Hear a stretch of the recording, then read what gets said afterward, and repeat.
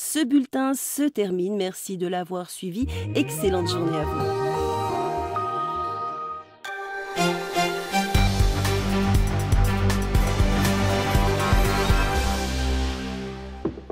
Bonjour à tous, bienvenue dans les Alpes. Tout de suite, les titres de votre journal avec ce point sur Arjowiggins. Le site papetier de Charavine en Isère fermera définitivement ses portes dans 15 jours si aucun repreneur n'est choisi.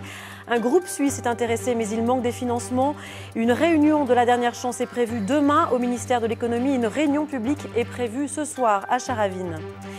Et puis c'est parti pour le Festival international du film d'animation durant une semaine. À partir de ce lundi, Annecy sera au centre du monde du dessin animé, de la 3D. Plus de 7000 festivaliers sont attendus. 215 films issus de 40 pays ont été sélectionnés pour cette nouvelle édition. Enfin, un mot de météo. Après les éclaircies de ce matin, le ciel devient à nouveau menaçant. Attention au risque d'orage, les Savoie et l'Isère sont en vigilance jaune. L'ambiance sera un peu plus fraîche avec des températures maximales comprises entre 21 et 24 degrés en plaine. Mais d'abord, cette suspicion d'un cas d'Ebola à Grenoble. Un homme présentant des symptômes du virus a été pris en charge par le SAMU cette nuit à la gare de Grenoble. Le malade est un jeune homme de 20 ans en demande de statut de réfugié. Il était en Afrique de l'Ouest il y a encore peu de temps. Le point avec Jean-Christophe Pain et Marie Méchelier. C'est ici que vers 2 h du matin, un homme âgé d'une vingtaine d'années ayant séjourné en Afrique de l'Ouest a ressenti les symptômes d'une grippe carabinée. Il a aussitôt appelé les pompiers qui l'ont dirigé, comme c'est la règle en pareil cas, vers la police et le SAMU. Le SAMU est en effet équipé d'un véhicule spécialisé pour les cas d'Ebola et la police, elle, veille à ce que le suspect n'approche personne durant son transfert. Elle n'a pas eu beaucoup de mal vers 2 h du matin. L'homme a ensuite été transféré vers l'hôpital de la Croix-Rousse à Lyon. C'est en effet le seul hôpital habilité à tester, valider et éventuellement soigner les cas d'Ebola pour toute la région Rhône-Alpes. Sachez tout de même que durant les 9 derniers mois en France, 675 cas suspects ont été signalés pour 0 cas avérés. Si l'hôpital de la Croix-Rousse, et il a 48 heures pour le faire, devait confirmer le cas grenoblois, ce serait donc une première en France. Cette information à lire sur notre site internet France 3 Alpes avec cette grosse frayeur hier dans le quartier de la Villeneuve de Grenoble. Des enfants qui jouaient dans un parc ont découvert sous un buisson une arme chargée. Ils ont tiré avec à 2 reprises. Une petite fille a été très légèrement touchée. Article complet sur notre site internet. Je vous le disais en titre, c'est une semaine importante qui s'annonce pour les 185 employés d'Arjowiggins à Charavine en Isère. Ils sauront dans quelques temps si le site papetier sur lequel ils travaillent fermera ou non ses portes définitivement. Un repreneur suisse est intéressé mais il manque des garanties. Une réunion publique est prévue ce soir avant celle de Bercy demain. Le point avec Nicolas Danco. Depuis plus d'1 an, élus et syndicats se mobilisent sur le site de Charavine pour sauver l'entreprise. Depuis avril 2014 exactement, quand l'État, via la Banque publique d'investissement, a avalisé le projet de restructuration du groupe Secana, aboutissant à délocaliser la production de ce site en Écosse à compter de fin juin 2015. Une menace pour les 185 salariés de l'usine qui fabriquent en moyenne 20 000 tonnes de papier par an. Une production haut de gamme, très technique, destinée majoritairement à l'exportation. Il y a 1 an, l'État pilotait un comité de suivi du processus de recherche de repreneurs. La clause de non-concurrence exigée par Arjowiggins a été levée pour se donner plus de marge de manœuvre, tandis que les ouvriers demandaient aux collectivités d'exercer leur droit de préemption pour acheter l'usine. En juillet dernier, le directeur général de Secana s'était même rendu à la préfecture de l'Isère, mais les propositions de la direction, qui portaient sur le congé de reclassement et les primes supraconventionnelles, n'ont pas rassuré loin de là les syndicats et le personnel, le tout dans une ambiance tendue. 4 membres de la direction ont même été bloqués sur place jusqu'à ce que des négociations soient trouvées sur le volet social du plan de sauvegarde de l'emploi, sans régler pour autant le problème de fond. Désormais, le temps presse, les élus de Charavine souhaitent que l'État et la BPI se mobilisent clairement autour d'un projet de reprise et notamment celui fondé sur un nouveau procédé développé par le Centre technique du papier de Grenoble. Il permettrait de produire des papiers alimentaires recyclables, imperméables à l'eau et aux graisses, pour remplacer le plastique ou la résine fluorée. On poursuit avec cette occupation illégale de gens du voyage à la Ravoire, près de Chambéry. Environ 80 familles évangélistes se sont installées sur le terrain de rugby. Elles sont arrivées hier soir. Cette occupation intervient alors qu'une aire d'accueil est actuellement en travaux à la Ravoire. Ces travaux avaient pris de retard. De son côté, la mairie de la Ravoire a saisi la justice. L'actrice Salma Hayek ne sera pas là finalement pour l'ouverture du film d'animation d'Annecy, mais ça n'empêchera pas l'événement de débuter aujourd'hui. Pendant une semaine, Annecy devient la capitale mondiale du dessin animé. Les détails avec Julien Sauvadon. Non, les dessins animés n'intéressent pas seulement que les enfants. À Annecy, c'est même tout le contraire. 7000 professionnels accrédités, 80 nationalités représentées, 500 exposants, 300 journalistes. La crème de l'animation mondiale a rendez-vous chaque année au mois de juin en Haute-Savoie, et ce, depuis plus de 50 ans. Hello, papagena. Tu es bella con la papaya. 3D, aquarelle, pâte à modeler, crayons à papier, tous les savoir-faire sont ici célébrés. Plus de 200 films sont projetés. Cette année, les grosses machines américaines telles que les Mignons ou vice-versa de Pixar côtoient des films plus fragiles, plus artisanaux, comme Le Prophète ou Phantom Boy, le dernier né des studios Folle Image. Même les plus grands maîtres, qu'ils soient japonais, français ou américains, font le voyage. Mais Annecy, ce n'est pas qu'un festival, c'est aussi un marché qui réunit chaque année plus de 500 exposants. C'est là que des projets voient le jour, trouvent des financeurs et se vendent à l'étranger. On va passer une belle journée qui deviendra une belle semaine, qui deviendra une belle année, qui deviendra une belle vie. Plus que jamais avec Annecy, mais aussi avec la cartoucherie de Bourg-les-Valence et le pôle Pixel de Lyon, Rhône-Alpes se situe à la pointe en France et dans le monde de la filière animation.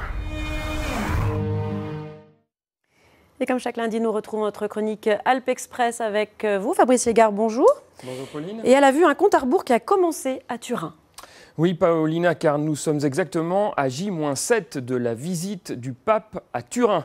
Il Papa Francesco, comme l'appellent les Italiens, qui a au moins 2 bonnes raisons cette année de visiter la capitale du Piémont. L'ostension du Saint-Suaire, bien sûr, qui a déjà attiré à Turin plus d'1 million de pèlerins depuis le 19 avril dernier, mais aussi c'est le 200e anniversaire de la naissance de Don Bosco, c'est le fondateur piémontais de l'ordre des Salésiens.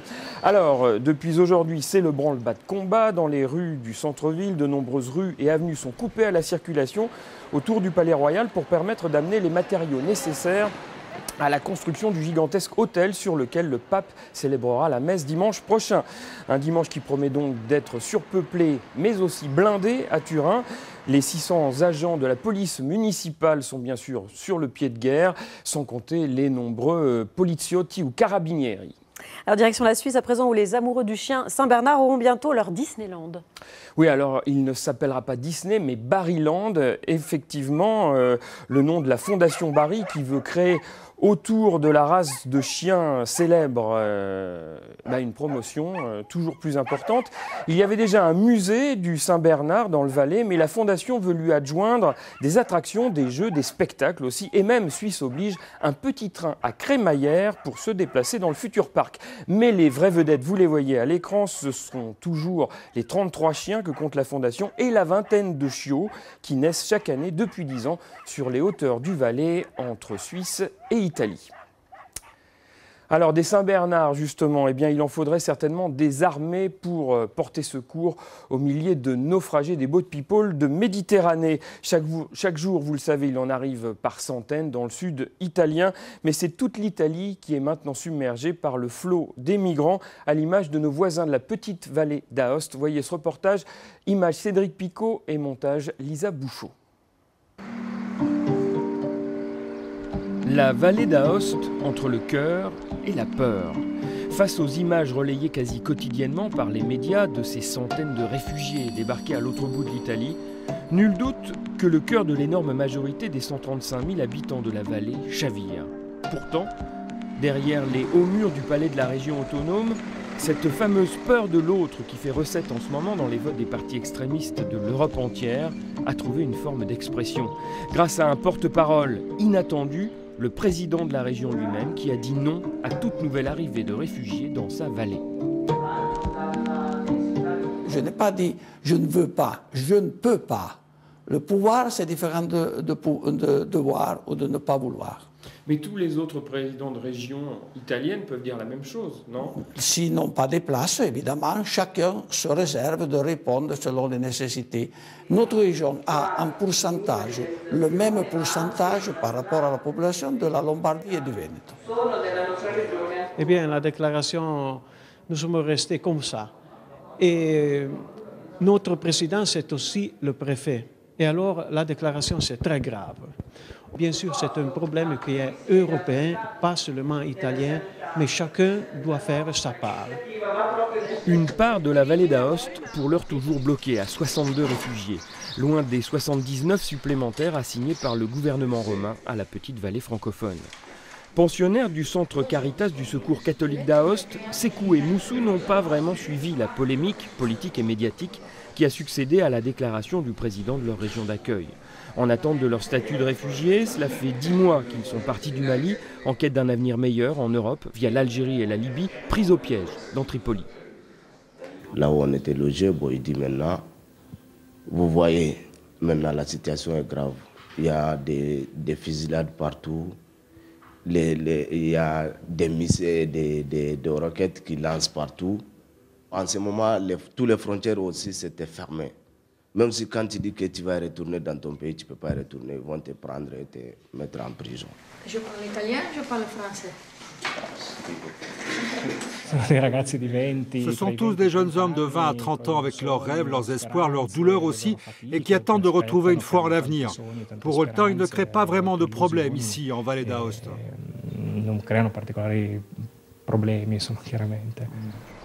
Si ce n'est peut-être un problème de place. Ici, dans le petit hôtel communautaire de la coopérative La Sorgente, à quelques places près, on affiche complet. Idem dans les deux autres foyers d'Aoste et de Vérès dans la basse vallée. Alors, créer de nouvelles structures, pas impossible, mais pas à n'importe quel prix. Avec ces migrants, nous cherchons à mettre en œuvre de vrais programmes d'intégration. Nous leur proposons des cours de langue italienne, des cursus de formation professionnelle. Mais nous ne pourrons continuer d'assurer cet accompagnement-là que si leur nombre reste soutenable. Sinon, nos structures d'accueil deviendront des parkings pour êtres humains. Ils ont mangé beaucoup de pasta asciutta, qui n'aiment pas beaucoup, disons. Face à l'urgence réfugiée, la petite vallée d'Aoste n'est finalement pas très différente du reste de l'Europe. Entre la situation rêvée de l'accueil parfait et la froide réalité du nombre, elle fait tout pour retarder de nouvelles arrivées de migrants qui semblent pourtant inéluctables. Avec d'un côté un cœur pour accueillir et de l'autre un bâton pour combattre sa propre peur, celui du vote extrémiste qui a frôlé la barre des 10% aux dernières élections. Je crois que ces migrants sont vraiment une chance de changer notre regard. Parce que si on ne les voit que comme un problème, comme un fardeau, que l'on se renvoie entre régions italiennes ou entre pays européens, on n'arrivera pas à grand-chose. Et pour finir, quelques images rafraîchissantes venues d'Italie, Fabrice. Oui, vous allez le voir, Paolina, des images d'une grande douche communautaire qui est devenue un vrai rituel pour tous les lycéens et collégiens de Turin. À chaque fin d'année, toutes les grandes fontaines du centre-ville, et il y en a, sont prises d'assaut. Alors vous le voyez, on se donne à cœur joie et par milliers en se disant que la date de la rentrée n'a jamais été aussi loin. En ce qui concerne les Piémontais, ce sera pour le 14 septembre prochain. Bien, ils ont raison. Merci beaucoup, Fabrice. Quelques mots de sport avec la conférence de presse ce matin des brûleurs de loups. L'équipe de hockey de Grenoble traverse, vous le savez, quelques turbulences, notamment depuis le limogeage de l'ancien entraîneur Richard Martel et une saison qui a tourné court. Alors comme pour tourner la page, le club a largement modifié son effectif et garde de grandes ambitions, comme l'explique l'entraîneur adjoint Jean-François Dufour au micro de Sophie Pellerin et Franck Serroni. Il faut tourner la page sur nos 2 dernières saisons, nos 2 dernières playoffs, puis il faut vraiment construire une équipe qui va être capable de performer dans les playoffs puis d'aller jusqu'au bout. Oui, le titre, c'est vraiment l'objectif cette année? Oui, c'est le titre comme à chaque année, mais c'est sûr qu'il faut faire oublier peut-être nos 2 dernières saisons dans les playoffs et aller jusqu'au bout. Donc avoir encore plus envie cette année? C'est ça, c'est vraiment le message. Il faut que les joueurs qui viennent ici aient envie de se surpasser puis d'aller chercher cette coupe. Sport toujours, la 67e édition du Critérium du Dauphiné s'est achevée hier avec la 2e victoire de Christopher Froome à Modane. À noter aussi les très belles performances de certains Français comme Romain Bardet, vainqueur à Pralou. Le coureur d'AG2R La Mondiale termine 6e du général. Très beau Critérium aussi pour Nasser Bouhanni, double vainqueur d'étape à Sisteron et à Villars-les-Dombes. On verra si tous ces champions confirment leur performance lors du Tour de France qui débutera dans 3 semaines. Allez, on change complètement d'univers, direction la Haute-Savoie pour une découverte dans cette édition, celle du premier édifice savoyard classé au titre des monuments historiques. Il s'agit de l'abbaye d'Abondance, érigée au XIIe siècle, visite signée Denis Vigneaud-Duguet et Jean-Pierre Rivet. Lorsque l'on pénètre dans l'église abbatiale Notre-Dame de l'Assomption, il faut remonter le temps pour comprendre l'esprit. Fondée en 1139 à l'emplacement d'un ancien prieuré du XIe siècle, elle fut d'abord occupée par des chanoines de Saint-Augustin qui, très vite, firent de ce lieu l'un des plus importants foyers spirituels des Alpes. Mais au XVe, tout bascule lorsque les seigneurs nomment des abbés laïcs. L'abbaye perd son âme et l'Église se doit de réagir. Au XVIIe siècle, donc, les chanoines ont été remplacés par des moines cisterciens feuillants, donc une congrégation réformée, pour essayer de relancer justement la vie monastique à Abondance, puisqu'une certaine, on pourrait dire, décadence s'était installée ici. Seule trace encore visible de cette parenthèse décadente, ces angelots qui s'embrassent amoureusement. Mais très vite, le lieu retrouve sa spiritualité et acquiert au fil des siècles une splendeur particulièrement originale avec l'apparition de magnifiques décors en trompe-l'œil. On peut imaginer qu'il y a une question de coût, effectivement, et puis une question de poids. Donc s'il avait fallu monter de telles sculptures au niveau de l'architecture, l'ensemble n'aurait peut-être pas pu supporter ce poids. Autre richesse, la statue de Notre-Dame d'Abondance à l'histoire pour le moins mouvementée.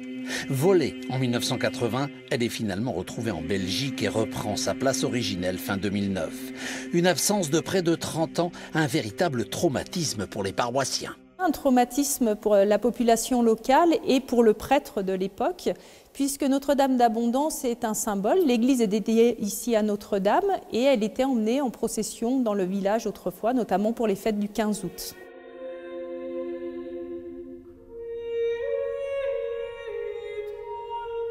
Le cloître de l'abbaye offre aux visiteurs des peintures murales qui comptent parmi les manifestations les plus remarquables de l'art religieux médiéval en Savoie. L'ensemble représente le cycle de vie de la Vierge. L'une d'elles est très particulière. On s'arrête très souvent sur la peinture de la fuite en Égypte, puisqu'on a une fuite en Égypte qui démarre, on va dire, du Léman, avec une des premières représentations peintes de la région lémanique. C'est une façon de s'approprier un petit peu les choses. Ainsi, ceux qui voyaient cette peinture avaient un petit peu l'impression que Jésus était né ici et pour eux. Et donc, c'était aussi une façon de mettre en valeur cette région, puisqu'à cette époque, le duc de Savoie résidait à Thonon. Enfin, l'ancien monastère abrite aujourd'hui de collections remarquables, mentionnées dès la fin du XIXe et qui témoignent de l'importance de la vie religieuse au fil des siècles en vallée d'Abondance. Et pour terminer ce journal, une image, celle de Philae. Le petit robot endormi sur la comète Chury depuis 7 mois s'est enfin réveillé dans la nuit de samedi à dimanche. Le robot équipé de panneaux solaires était éteint depuis le 15 novembre, faute d'un ensoleillement suffisant pour lui permettre de retrouver de l'énergie. C'est certainement une bonne nouvelle pour les chercheurs de l'Institut de planétologie et d'astrophysique de Grenoble qui ont mis au point des instruments capables d'étudier la surface et l'atmosphère de la comète. Des instruments qui avaient été embarqués dans Philae. Et c'est la fin de ce journal. L'actualité continue sur le site alpes.france3.fr. Tout de suite, la météo puis l'édition nationale. Ce soir, à 19h, vous retrouvez Yann Gonon pour un nouveau point sur l'actualité dans les Alpes. Passez une très belle après-midi et bon appétit.